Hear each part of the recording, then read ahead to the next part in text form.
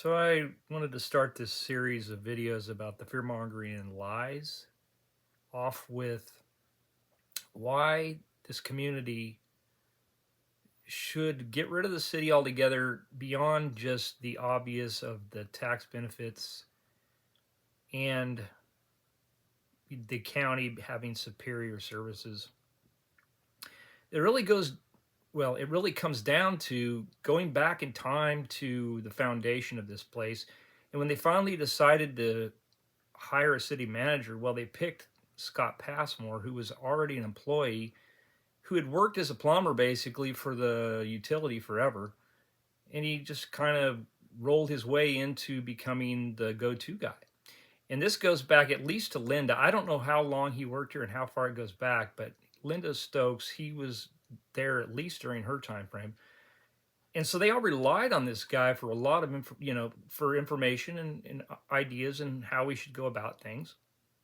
And so the bottom line is a lot of the problems we have involving making decisions, like Eric, who made bad decisions. He decided to build these developments up on North Cardinal that a lot of our people, like the mayor, lives in, like the other side of the coin, the the folks on the other side, like Jordan Fowler, lives up there, and then even Joy Jenkins lives up there. So I mean, it's not. I'm not saying it's all bad people or something. I'm just saying those developments are a problem because they pretty much put our water system in jeopardy.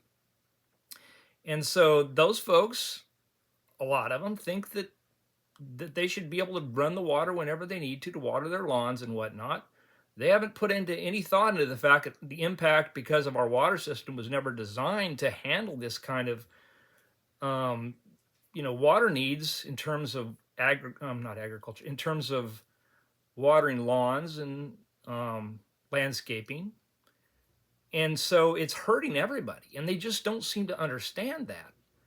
And so they should have put in a water system, or added, I should say, they should have added a water tank to the system during the building of those developments up North Cardinal.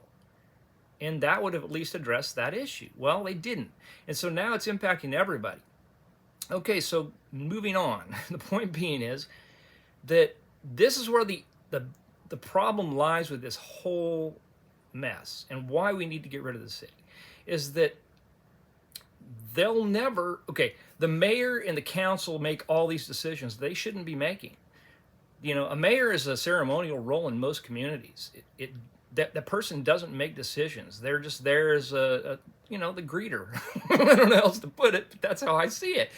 In most communities, they are. And then the council is given the information they need to vote on, but it's being presented by people that are hired professionals, like a city manager.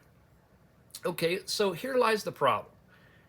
They put Scott Passmore in the position as the city administrator, the city manager, but he was a good old boy. He'd been around here forever. And he's just not a professional, trained, appropriate person that should have ever been in that position. Now, here comes the whole point. You cannot bring somebody in from the outside into this community. They hate outsiders. I mean, that's the whole flipping problem. Come on. They hate the county. You think they're going to appreciate anybody from the outside that isn't even maybe from Texas to be a city manager for this place? It's not going to work. It's never going to work because this community doesn't appreciate outsiders. And so, they talk about all this great, grandiose, unicorns down by the Chocolate River utopia. Hire a manager, hire, we're going to get water managers and all this for the water system. You know what? It's never going to work. Do you follow what I'm getting at here? Is because every time you vote in new mayors, new council, it's always a conflict. It'll never go away. It's because there's a whole bunch of, like I said, it's bad blood, and there's people with control issues and all kinds of crap who have their own agendas. But it's not about what's best for the community. It's about their own agenda. And so the whole bottom line here is, I don't want to drag this on. I wanted to make this a short video. I know it's the night before Easter, And I really didn't want to drag this into Easter, so I want to end this, and I want to let tomorrow be quiet, and wish everybody a happy Easter. But the bottom line is, we are never going to be a normal community that accepts outsiders, and this is gonna work where we can bring in a city manager, and that we can have a regular council that does what they're supposed to do based on the city manager, or even out. We need to hire other people, even like consultants for the water system, whatever. The bottom line is, they don't listen. They don't want to listen. Apparently, they think they know how to do everything. We've never brought in even any counselors or any consultants for anything, even with this development. That's how scary this is. We're talking almost $1 billion, probably, when it's all said and done, for 600-acre development. And yet they won't bring in outsiders, either because we don't have the money, but more importantly, they don't trust outsiders. And it's just insane. It's not rational thinking, people. It really isn't.